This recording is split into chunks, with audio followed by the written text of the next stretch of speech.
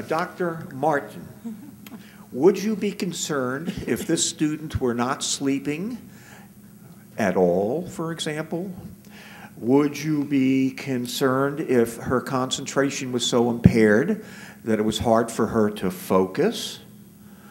And if you would be, could you tell us why? I'd be concerned because it suggests that her functioning is deteriorating. She's feeling worse. My concern is that she's obviously going to be doing worse in school, which is probably also going to decrease her feelings of self-esteem, self-efficacy, etc. And I'd be more and more concerned that she would start to feel hopeless and possibly harm herself.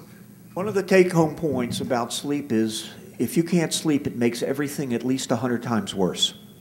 I don't care what psychiatric disorder you're talking about, depression, anxiety, schizophrenia, OC, you name it. We in psychiatry know that if someone is not sleeping, it makes it 100 times worse. You are less resilient. Very important issue, very important issue. Okay, so we're concerned now. Her ability to function so well seems to be getting impaired. Depression does cloud our ability to concentrate, doesn't it? Because we know that depression works in that area that I told you earlier on my slide, the prefrontal cortex, where we make our decisions, our abstract thinking, our executive functions. Well, if you put somebody like that under a PET scan or an fMRI, you'll see that it's a depressed area in the front, which is where we make reasonably informed decisions. So the notion that she's having trouble concentrating is a concern for Dr. Martin. So Dr. Martin, Sarah says, they're not going to understand. I don't want you calling my parents. So Dr. Martin, how are you going to handle this? We would talk to her about the reasons for her concerns in terms of not talking to her parents, because there could be so many different reasons. So for instance, perhaps, unfortunately, she doesn't have parents who are supportive. You know, I know that I personally have worked with students who have come in who have talked about having been extremely depressed, or perhaps they've even made a suicide attempt in the past, and the parents, I know I had one person where the parent laughed, and which was very distressing to me.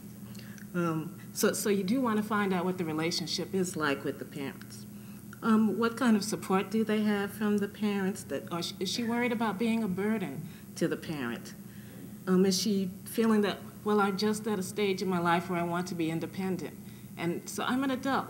I don't need to have my parent help me out. I know how to help and myself. I can do this myself.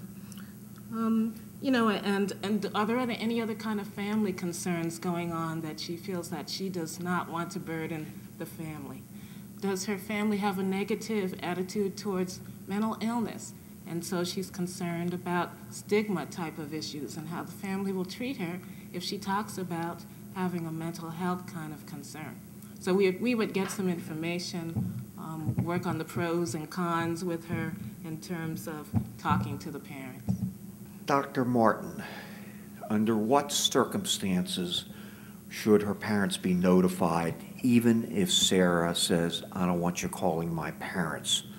That's really difficult because of the laws around confidentiality.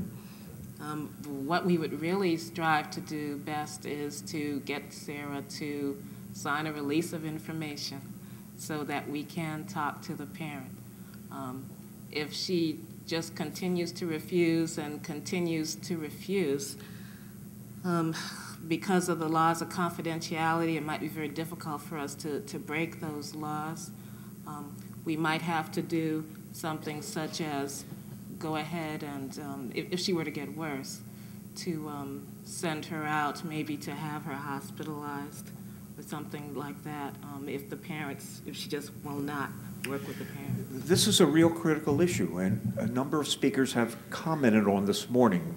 When they talk about FERPA, this is the law that they're talking about when they talk about HIPAA, which has to do with medical information. But the truth of the matter is there are only two circumstances in our state that would mandate the clinician making an intervention outside of the system. They are What? If she were a danger to herself or a danger to others. So the counselor, the clinician, the psychologist is really very much in a bind. Part of her wants to engage Sarah, get her into a therapeutic alliance with her, but the kid is saying, I don't want to do this. The truth of the matter is, ladies and gentlemen, that almost all students, if you work with them in an empathic, non-judgmental, non-confrontational, and non-critical fashion, you can begin to help them bring the parents into the picture. And why is it important? Even though there are a lot of liabilities, as Dr. Martin says, because they're an important resource most of the time, unless the family is so dysfunctional. But for the most part, when we see a youngster, it's worth our while to try to establish a kind of rapport. And as I said, most of the time we are successful with that.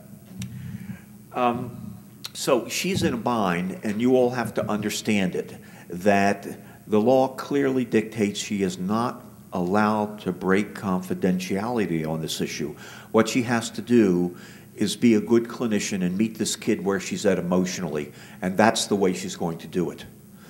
And I mentioned this morning that we have to be very careful in this business, because if we start breaking confidentiality, it'll be on Facebook the next day within 24 hours, and you will never see a college student at your health service again for at least 12 months, because that's what it takes us long to, to forget about it. So you have to be very, very, very careful about these issues. And confidentiality, there's no student who would come to a place if they felt that what they had to share with you would be common knowledge.